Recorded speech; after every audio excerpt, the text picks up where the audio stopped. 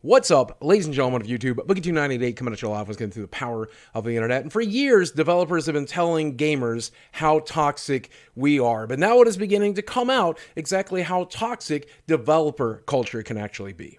So by the end of this video, I'm hoping that the folks who develop these games will realize that if you live in a glass house, you probably shouldn't be throwing stones, especially at your customers. But more importantly, I'm hoping that the gamers who see this will realize the huge sacrifices so many people at the trenches of these big companies is making for the games we get to play. So in the last few months, we've been seeing a lot of different articles about the kind of culture we are seeing at the development level inside of studios. For example, here we saw that Fortnite's success led to months of intense crunch at Epic Games. And certainly, Epic Games is not the only company that's been experiencing severe crunch time because of their success. We've seen this accusation quite frequently in the last year, including Jason Schreier commenting on Rockstar Games' culture of crunch. Jason, in this article, basically explains that the co-founders of Rockstar Games and the creative leads of Red Dead Redemption 2, right up to the very release of the game, were making a number of changes to the story, the core gameplay mechanics, the game's overall presentations. They were pulling out chunks, they were changing the way the game was going to be presented, pretty much right up to the end, and that led to a tremendous amount of overtime and pressure for the people developing the game for them. And by now, you should be aware of the accusations that have been made against the folks who are developing Anthem for EA. Basically, this is proof that crunch can't save a AAA game. Not crunching just before the launch date, and certainly not crunching after the launch day. I feel so bad for the folks over at BioWare. And I'm not going to waste your time by recapping the entire BioWare Anthem situation here, but BioWare was developing Anthem for 7 years, but only 18 months of that was actual game development, and that game released in a very buggy, unfinished state, regardless of the fact that they were crunching tremendously to try to get it ready for release, and it released in a bad way. The developers of BioWare committed to making sure that they got the game right, and they have been working around the clock to try to fix that game. The problem is they weren't able to do it. They weren't successful. The crunch time wasn't worth it. The time would have been better spent developing the game before the release, and now for the most part, its player base is mostly evaporated. They might come back, but as it is right now, even the most devoted players are kind of bored with that game. So yes, sometimes when you crunch tremendously for a video game, you'll get Red Dead Redemption 2 or Grand Theft Auto 5 and make $1 billion and be critically acclaimed. Sometimes when you crunch for a video game, though, you're going to get Anthem, and you're going to be panned by the critics and mocked by the player base. And honestly, I just don't think it's worth the risk. Now, the good news is, I feel like we've talked about this enough on YouTube and in the media to where these big companies are going to be afraid to work their employees 70, 80-hour weeks the way they have previously. So I'm thinking this is probably going to come to an end relatively soon. But that's not the only thing that these developers are facing that needs to be exposed. Very recently, we saw the folks over at Riot Games have a protest. They did a walkout. 150 of their 2,500 or so employees actually staged a protest because of the turmoil at the video game studio over allegations of sexism and misconduct. The protest came after 8 months of turmoil at the company, which has faced numerous accusations of fostering a hostile, sexist work environment. Last year, Riot Games actually apologized for its culture, first documented in a scathing expose reported by Kotaku in August of 2018. The culture again became the center of media attention when a former high-level Riot Games employee published a blog about the sexism he said he witnessed at the company. And look, if you're one of those people that roll your eyes when you hear about sexism in the workplace, I get it, I understand, but when you look at these individual cases of what was happening at Riot, you'll begin to understand why this was a toxic work environment. According to that blog post, women at the company were being rated by their hotness levels by the bosses, and executives were using the slogan that no doesn't necessarily mean no when it came to approaching female employees. And there were plenty of women who reported getting unsolicited pictures of, well, you know what.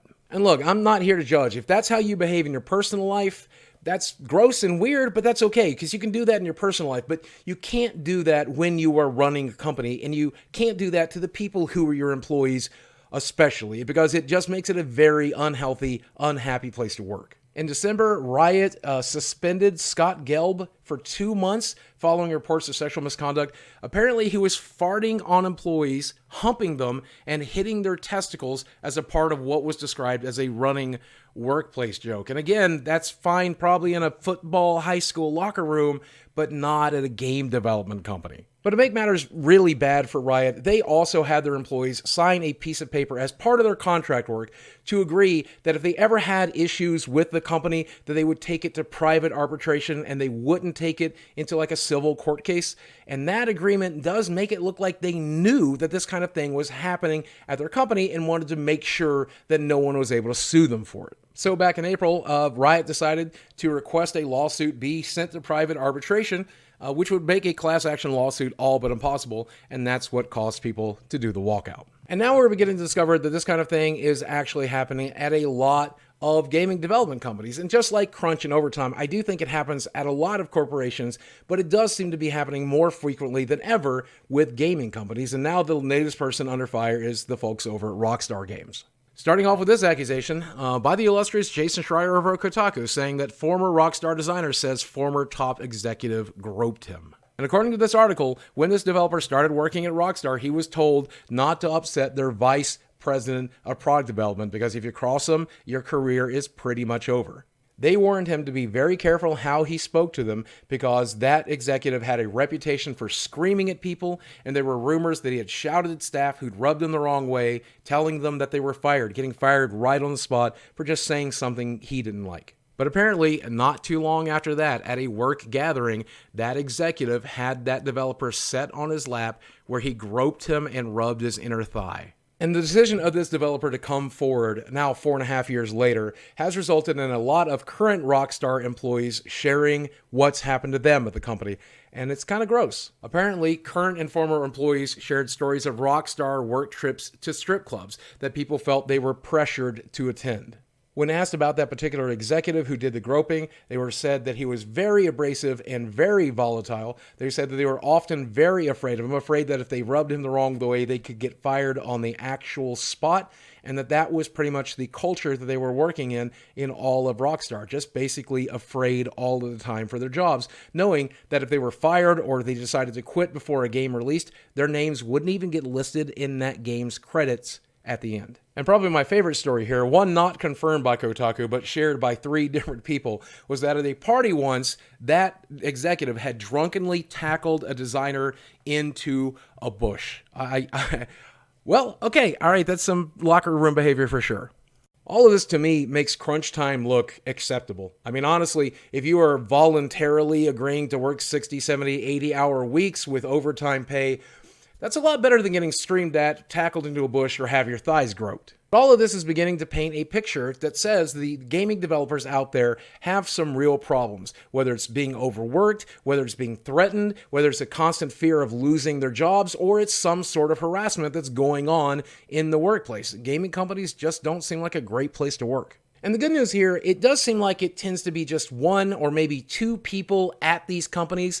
They happen to be executives a lot of the times. They happen to have a lot of power, and that kind of sucks. But for the most part, it's generally one bad apple that's spoiling the bunch. But when that bad apple is in a position of power, they can help shape their company in a way that will keep them from ever getting caught at their bad behavior. And that's where videos like this are very, very important. When we call them out on stuff like this, these people begin to learn they can't hide in plain sight, nor should they. And the point of this video isn't social justice or equality or anything like that. If you assign some of that stuff to it, that's fine. That's up to you. But I just want to share the plight of a developer who works on one of these hated games like Red Dead Redemption 2 Online or BioWare. Not only are they getting our hate and our vitriol, but they're also taking it right in the same way from the bosses, from the people they work for. They're getting it at both ends. Can you imagine what it was like to work for BioWare, to sacrifice your family and personal life for the game Anthem just to have that game released and have everyone hate it?